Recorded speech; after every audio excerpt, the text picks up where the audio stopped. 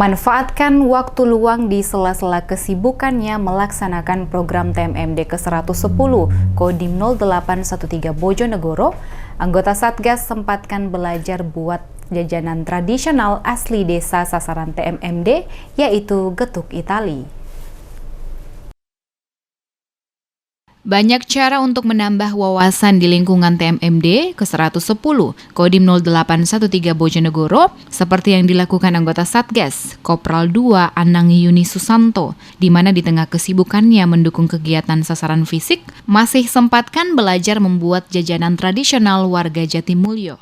Getuk Itali merupakan jajanan khas warga desa Jatimulyo yang terbuat dari ketela pohon atau yang lebih dikenal dengan nama menyok. Kopral 2 Anang Yuni Susanto mengaku mendapatkan ilmu baru dalam pembuatan getuk Itali tersebut.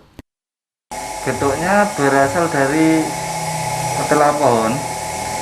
Habis itu diolah, kita ikut mulai proses pencucian sampai pemasakan. Alhamdulillah sangat senang, soalnya saya bisa membuat getuk dan bisa saya aplikasikan di rumah. Senang sekali karena bisa memperkenalkan getuk dari sini. Ya susah-susah gampang, soalnya kan baru pertama.